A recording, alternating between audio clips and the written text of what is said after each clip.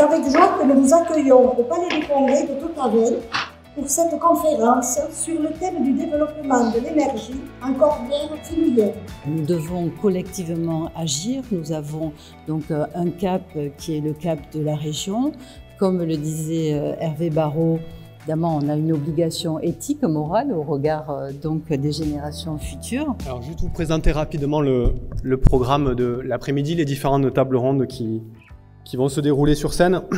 Une première intervention qui sera assurée par moi-même pour présenter rapidement la stratégie énergétique du parc naturel régional. On aura ensuite une table ronde avec les deux syndicats d'énergie, donc de l'Aude et des Pyrénées-Orientales, pour comprendre l'énergie solaire, voilà, pouvoir se poser les questions, les vraies questions, ce qu'on entend, tordre le cou à certaines rumeurs sur l'énergie solaire. Il y a des points d'interrogation un peu partout et puis j'espère avoir des réponses à mes questions, quoi. Voilà.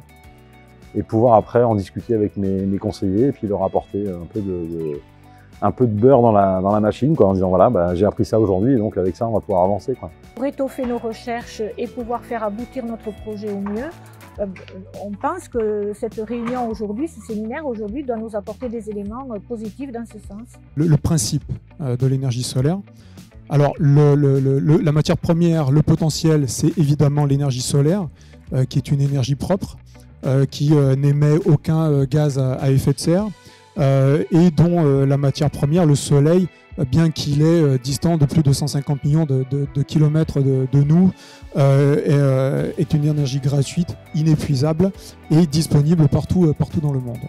L'organisation d'un séminaire est très importante parce que les élus sont désireux justement de s'engager dans cette transition énergétique, mais les réglementations, les problématiques avec par exemple les architectes des bâtiments de France, les problématiques techniques sont extrêmement complexes et donc ils ont besoin d'un accompagnement.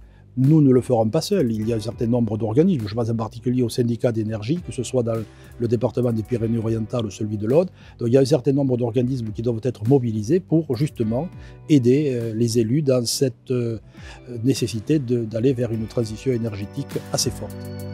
Est-ce que vous pourriez nous expliquer et nous présenter les projets citoyens et participatifs dans le domaine des énergies renouvelables?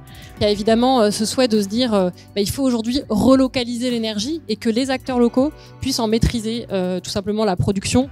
Donc ça, c'est évidemment un des premiers constats qui a fait qu'aujourd'hui, sûrement des acteurs un peu partout en région se disent maîtrisons nos moyens de production pour nous rendre moins dépendants.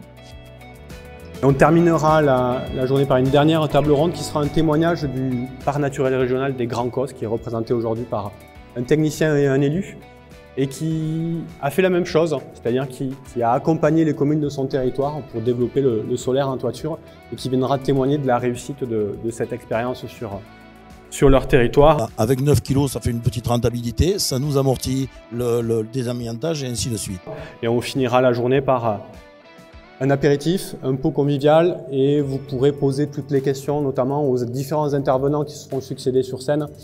C'était très instructif, notamment j'imagine pour les communes qui ont des projets de placer des panneaux photovoltaïques sur leur toiture de bâtiments publics, ce qui est notre cas.